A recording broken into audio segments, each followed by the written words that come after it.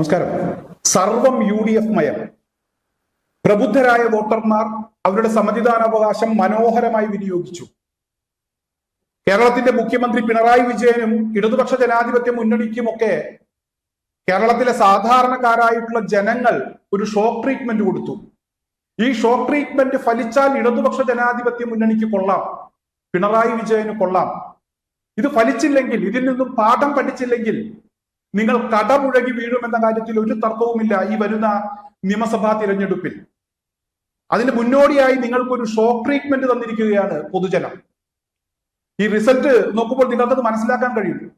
എന്തായാലും ഇവിടെ മുഖ്യധാര മാധ്യമങ്ങൾ ഈ ഇലക്ഷൻ റിസൾട്ടുമായിട്ടുള്ള വാർത്തകൾ ഇപ്പോഴും ചാനൽ ലൈവായി നടന്നുകൊണ്ടിരിക്കുകയാണ്. ആകെയുള്ള 6 കോർപ്പറേഷനിൽ ഒരെണ്ണം NDA പിടിച്ചു, 4 UDF കൊണ്ടുപോയി. ഒരു സ്ഥലത്ത് മാത്രമാണ് ഇടതുപക്ഷ ജനാധിപത്യ മുന്നണി ഭരണം പിടിച്ചിട്ടുള്ളത്. അതായത് NDA കൊണ്ടുപോയ കോർപ്പറേഷൻ എന്ന് പറയുന്നത് തിരുവനന്തപുരമാണ്. ഇടതുപക്ഷ ജനാധിപത്യ മുന്നണി ഭരിച്ച്, പ്രത്യേകിച്ച് മേയർ ആര്യ രാജേന്ദ്രൻ, ഒരുപാട് വിവാദങ്ങൾ ഈ ഒരു മേയറുമായി ബന്ധപ്പെട്ട് ഭരണ സമയത്ത് ഉണ്ടായിട്ടുണ്ട്. എന്നാലും ഇടതുപക്ഷം ഭരിച്ച് നശിപ്പിച്ച, മുടിപ്പിച്ച ആ കോർപ്പറേഷൻ ഇപ്പോൾ BJPയുടെ കയ്യിലാണ്. എന്തായാലും ശക്തമായ ഒരു താക്കീതാണ് പൊതുസമൂഹം, പൊതുജനം ഇടതുപക്ഷ ജനാധിപത്യ മുന്നണിക്ക് കൊടുത്തിരിക്കുന്നത്. 14 ജില്ലാ പഞ്ചായത്തുകളിൽ 7 UDFന്റെ കയ്യിലാണ്, 7 LDF ഭരണത്തിലെത്തിയിട്ടുണ്ട്.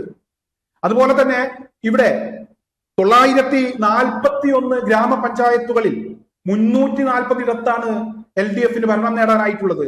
505 ഗ്രാമപഞ്ചായത്ത് ഇവിടെ UDF ആണ് ഭരണത്തിലെത്തിയിരിക്കുന്നത്. 26 NDA ഉള്ളത്. 152 ബ്ലോക്ക് പഞ്ചായത്തുകളിൽ 63 LDFന്റെ കൂടെ നിന്നപ്പോൾ 79 UDFനൊപ്പമാണ്. അതായത് സർവം UDF മയമാണ്. ഇവിടെ ഇടതുപക്ഷ ജനാധിപത്യ മുന്നണി കേരളം ഭരിച്ചപ്പോൾ അവർ കൊണ്ടുവന്നിട്ടുള്ള വികസനങ്ങൾ അതിനെയൊന്നും കണ്ടില്ലെന്ന് നടിക്കുന്നില്ല. ഒരുപാട് സ്കൂൾ കെട്ടിടങ്ങൾ ഉണ്ടായിട്ടുണ്ട്, അതുപോലെ തന്നെ ആശുപത്രി കെട്ടിടങ്ങൾ ഉണ്ടായിട്ടുണ്ട്, റോഡുകൾ, നല്ല റോഡുകൾ ഉണ്ടായിട്ടുണ്ട്.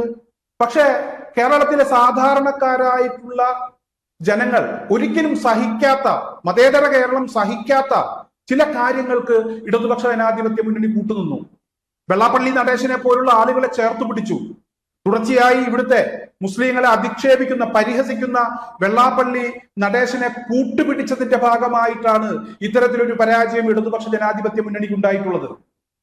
ഇടതുപക്ഷ ജനാധിപത്യ മുന്നണി നേതാക്കളുടെ അഹങ്കാരം, അവരുടെ ധാർഷ്ട്യം, P. ശശിയെ പോലുള്ള ആളുകൾ ഇവിടെ മുഖ്യമന്ത്രിയുടെ പൊളിറ്റിക്കൽ സെക്രട്ടറിയായി അയാളെ നിയമിച്ചതുമായി ബന്ധപ്പെട്ട് പൊതുസമൂഹത്തിൽ ഉണ്ടായിട്ടുള്ള അതൃപ്തി, ഇതൊക്കെയാണ് ഇവിടെ ഇടതുപക്ഷ ജനാധിപത്യ മുന്നണിയുടെ പരാജയത്തിലേക്ക് നയിച്ചിട്ടുള്ള പ്രധാനപ്പെട്ട കാരണം. നമുക്കറിയാം, ഈ കഴിഞ്ഞ സമയങ്ങളിൽ കോവിഡും അതുപോലെ തന്നെ പ്രളയവും ഒക്കെ കേരളത്തിൽ ഉണ്ടായിട്ടുണ്ട്. ഈ സമയങ്ങളിലൊക്കെ കേരളം വേറിട്ട് നിന്നത്, ഏവരും കേരളത്തെ ശ്രദ്ധിച്ചത്, കേരളത്തിലുള്ള ഐക്യം അത് മനസ്സിലാക്കിയതിന്റെ ഭാഗമായാണ്, സാഹോദര്യത്തിന്റെ ഭാഗമായാണ്. ഇന്ത്യയിൽ മറ്റൊരു സ്റ്റേറ്റിലും ഇല്ലാത്ത ഐക്യവും സാഹോദര്യവും, ഇവിടെ ജാതി മത വ്യത്യാസങ്ങൾക്കപ്പുറം രാഷ്ട്രീയം ഒക്കെ മാറ്റിവെച്ച് എല്ലാവരും ഐക്യപ്പെടുന്ന ഒരു സാഹചര്യം നമ്മളൊക്കെ കണ്ടിട്ടുണ്ട്. ഒരിക്കലും കേരളത്തിലെ പൊതുസമൂഹം, മതേതര കേരളം വർഗീയത പറയുന്നവരെ വച്ചു കുറിപ്പിക്കാറില്ല, അവരെ സഹിക്കാറില്ല.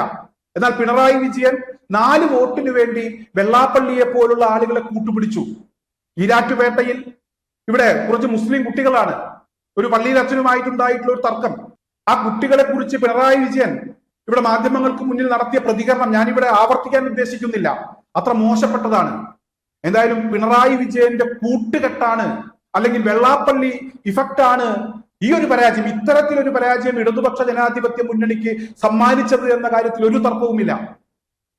കേരളത്തിലെ മന്ത്രിസഭ അറിയാതെ, സ്വന്തം പാർട്ടി അറിയാതെ ഡൽഹിയിൽ PM ശ്രീ പദ്ധതിയുമായി സഹകരിക്കാൻ ഇവിടെ മുഖ്യമന്ത്രി പിണറായി വിജയൻ തീരുമാനിച്ചു. അദ്ദേഹം ഒറ്റക്കെടുത്തൊരു തീരുമാനമാണ്.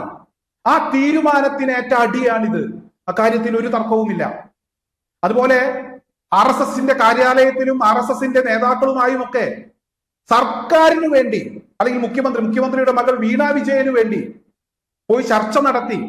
ഒരു മധ്യസ്ഥന്റെ റോള് വഹിച്ചിരുന്ന ADGP അജിത് കുമാർ, ഈ അജിത് കുമാറിനെ സഹായിക്കുന്ന കാര്യത്തിൽ മുഖ്യമന്ത്രി പിണറായി വിജയൻ ഒരു ഘട്ടത്തിലും ഒരു വിട്ടുവീഴ്ചയും അല്ലെങ്കിൽ ഒരു കുറവും അദ്ദേഹം കാണിച്ചിട്ടില്ല. അവസാനം CPI, ഇവിടെ ഇടതുപക്ഷ ജനാധിപത്യ മുന്നണിയിലെ 2ാമത്തെ പാർട്ടി, ADGPക്ക് എതിരെ രംഗത്തെത്തുന്ന സാഹചര്യമുണ്ടായി. ADGPക്കെതിരെ പൂരം കലക്കിയതുമായി ബന്ധപ്പെട്ട് കേസെടുക്കാമെന്നുള്ള DGPയുടെ റിപ്പോർട്ട് ഉണ്ടായിട്ടും ആ റിപ്പോർട്ട് മടക്കി അയക്കുന്ന ഒരു സാഹചര്യം ഉണ്ടായി. ഇടതുപക്ഷ ജനാധിപത്യ മുന്നണിയിലെ പ്രമുഖനായ ഒരു നേതാവാണ് VS സുനിൽകുമാർ. ഈ VS സുനിൽകുമാർ പോലീസിന് മൊഴി കൊടുത്തു. ഇവിടെ മന്ത്രിസഭയിലെ രണ്ടാമത്തെ മന്ത്രിയാണ് K രാജൻ, CPIയുടെ മന്ത്രിയാണ്. ഈ മന്ത്രി മൊഴി കൊടുത്തു. എന്നിട്ടും ഈ ADGPയെ സംരക്ഷിച്ചു. BJPയുമായിട്ടുള്ള അന്തർധാര, അത് പിണറായി വിജയനെ സംബന്ധിച്ചിടത്തോളം അദ്ദേഹം അത് വളരെ രഹസ്യമായി ആ അന്തർധാര അദ്ദേഹം സജീവമാക്കി. അതിന് കിട്ടിയ തിരിച്ചടിയാണ്. ഇത് ഇടതുപക്ഷ ജനാധിപത്യ മുന്നണി മനസ്സിലാക്കണം. ഇടതുപക്ഷ ജനാധിപത്യ മുന്നണിയുടെ രാഷ്ട്രീയം പറയണം. എന്തായാലും മറ്റുള്ള ആളുകളെ പോലെ അല്ലെങ്കിൽ ഇവിടെ BJP കാണിക്കുന്ന തരികിട വിദ്യ കാണിച്ച് സാധാരണക്കാരെ പൊട്ടന്മാരാക്കി പറ്റിക്കാമെന്നുള്ള ചിന്തയുണ്ടെങ്കിൽ അത് കേരളത്തിൽ വിലപ്പോകില്ല. അത് പിണറായി വിജയൻ മനസ്സിലാക്കണം. പച്ചയ്ക്ക് വർഗീയത പറയുന്ന ഒരാളെയും കേരളം വെച്ചു കുറിപ്പിച്ചിട്ടില്ല. എന്തായാലും ഇത് എനിക്ക് പിണറായി വിജയനോട് പറയാനുള്ളത്, സഖാവ് പിണറായി വിജയ, ഇതാണ് വെള്ളാപ്പള്ളി ഇഫക്ട്. അതിലപ്പുറമൊന്നും ഈ തിരഞ്ഞെടുപ്പിൽ ഇടതുപക്ഷ ജനാധിപത്യ മുന്നണിക്കേറ്റ തിരിച്ചടിയുമായി ബന്ധപ്പെട്ട് എനിക്ക് പറയാനില്ല.